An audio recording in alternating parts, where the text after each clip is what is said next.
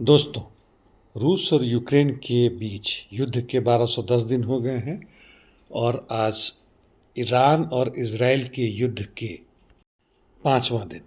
सबसे पहले संक्षिप्त में क्या हो रहा है रूस और यूक्रेन के बीच बता दूं। रूस ने भारी मात्रा में, संभवतः आज तक के सबसे बड़े मात्रा में एयर स्ट्राइक किया है कीव पे, ड्रोन्स और मिसाइल्स दोनों द्वारा। उसके ड्रोन्स 50 केजी से अधिक वॉरहेड्स लेके जा रहे हैं और ज़बरदस्त तबाही का मंजर है। जमीन पर दक्षिण में रूसी सैनिकों का जापोरिजिया ओब्लास्ट में बढ़ाव एक नया रूप ले रहा है। डिटेल्स अगली बार दूंगा।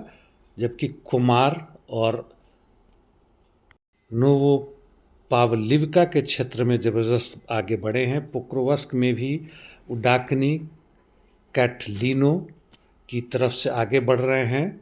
जवेरो, पर्शी, त्रावन्ने, नोवो यूक्रेनका, हर कोशिश उनकी कॉन्स्टांटिनोवका की तरफ है। सिवर्स्क में भी ग्रिगोरोवका के ऊपर कब्जा कर चुके हैं और यहाँ से वह सेरेब्रियांस्की फॉरेस्ट्री में भी 500 मीटर आगे घुस चुके हैं। सूमी में के लिए लड़ाई ज़बरदस्त जारी है। अभी पीछे जो आप वीडियो देख रहे हैं वह है ईरान के लोग एक दृश्य देख रहे हैं टीवी पे इकट्ठे कि किस तरह से ईरान से तरह तरह के मिसाइल्स लॉन्च किए जा रहे हैं। आज सुबह क्या हुआ उसमें महत्वपूर्ण है, ईरान ने आज कम ही मिसाइल्स और ड्रोन्स दागे हैं, लेकिन उसमें एक खास चीज़ यह है कि ईरान द्वारा दागा हुआ क्रूज मिसाइल वह इजराइल के कई क्षेत्रों में पहुंचा है, मिलिट्री इंस्टॉलेशन के भी अगेंस्ट में, और बिना किसी वार्निंग के, बिना डिटेक्ट हुए अपने स्थान में पहुंच गए हैं। यानी उसका इलेक्ट्रॉनिक वॉरफेयर स्टेल्थ कैपेबिलिटी काफ़ी ज़बरदस्त बढ़ चुका है और यह पूरे अमेरिका और नेटो के लिए बहुत चिंता का विषय होगा। वैसे उनका ड्रोन्स और मिसाइल अटैक हुतीज़ के मिसाइल के साथ भी मिलकर जॉर्डन वैली, इज़राइल के गोल्डन हाइट्स, तेल अवीव और हैफा में पहुंच रहे हैं। ईरान ने इज़राइल को वार्निंग भी दिया है कि अभी तक का इतिहास में, यानी इज़राइल के इतिहास में सबसे बड़ा स्ट्राइक करने वाला है। जबकि इज़राइल ने भी ईरान के तेहरान में, हॉस्पिटल में और कई अन्य जगहों पर भी ज़बरदस्त आक्रमण किए हैं। साउथ पार्स गैस फील्ड, जो कि काफ़ी बड़ा गैस उत्पादन करता है, कतर का भी उसमें भागीदारी है, सफल नहीं हो सका क्योंकि ईरान के एयर डिफेंस ने उसे नाकाम कर दिया। गल्फ ऑफ ओमान में भी कई ऑयल टैंकर्स पर आक्रमण हुए हैं। किसने किया है मुझे अभी जानकारी नहीं है, लेकिन उससे भारी आग लगा है वहाँ पे। इसके साथ साथ यह भी बता दें कि क्रूज मिसाइल्स के साथ, जिसकी चर्चा मैंने अभी की, ईरान के द्वारा साइबर अटैक्स भी बहुत ज़बरदस्त हो रहा है इज़राइल के कई क्षेत्रों में, एयर डिफेंस के भी क्षेत्रों में, और बड़ी सफलतापूर्वक हो रहा है।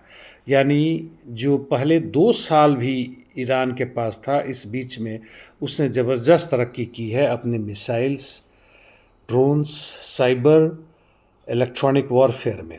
इसीलिए तो इज़राइल के नेतान्याहू ने कहा कि ईरान 2 तरीके से खतरा है इज़राइल के लिए। पहला तो एटम बॉम्ब, जो कि संभवतः भी बनने की प्रक्रिया में है, और दूसरा मिसाइल्स का ज़ख़ीरा, जो कि 20,000 से अधिक है और वह इज़राइल के लिए बहुत खतरा है। यानी इज़राइल के पास ना ही केवल सेकेंड स्ट्राइक कैपेबिलिटी है, बल्कि जो बर्बाद हो गए हैं उनको फिर से निर्माण करने में सेकेंड रिपेयर कैपेबिलिटी भी बहुत ज़बरदस्त है। यानी उनके मिसाइल लॉन्चर्स और दूसरे जितने भी चीज़ बर्बाद हो गए हैं, रनवे सब मिलाकर, उसको फिर से वह तैयार करने में सफल हो रहे हैं। संभवतः यह देखना होगा समय के साथ। इस बीच में यूएस के डिफेंस सेक्रेटरी ने कहा है कि उनके एडिशनल फोर्सेस मिडिल ईस्ट में जा रहे हैं। इज़राइल के समर्थन में और ईरान को हड़काने के लिए संभवतः आक्रमण भी कर दें तो मुझे कोई आश्चर्य नहीं होगा। पीछे जो देख रहे हैं वह लाइव चैनल चल रहा था और रिपोर्टर वहाँ से उठकर भागी हैं जब आक्रमण हुआ, लेकिन बहुत जल्दी ही, अब जैसा कि फ़ोटो में देख रहे हैं, वापस आ गई हैं अपने प्रसारण को जारी करने के लिए। इसके बावजूद कि उनका स्टूडियो काफ़ी हद तक बर्बाद हो चुका था। इस बीच G7 मीटिंग जो कनाडा में चल रहा है और भारत के प्रधानमंत्री पहुंचे हुए हैं, वहां पे कहा गया है कि इजराइल को आत्मरक्षा का अधिकार है। यह कैसा आत्मरक्षा है जिसके तहत वह पूरे मिडिल ईस्ट को बर्बाद कर रहा है? ईरान के दावों के बावजूद कि उसने एयर सुपेरियॉरिटी हासिल कर ली है, यानी एयर सुप्रीमेसी अभी भी नहीं है, क्योंकि ईरान का एयर डिफेंस अभी भी काम कर रहा है, लेकिन संभवतः इन लोगों का हवाई जहाज़ अभी भी ईरान के ऊपर जब चाहे नहीं जा सकता है। आज के लिए इतना ही दोस्तों, कल फिर मिलेंगे। धन्यवाद।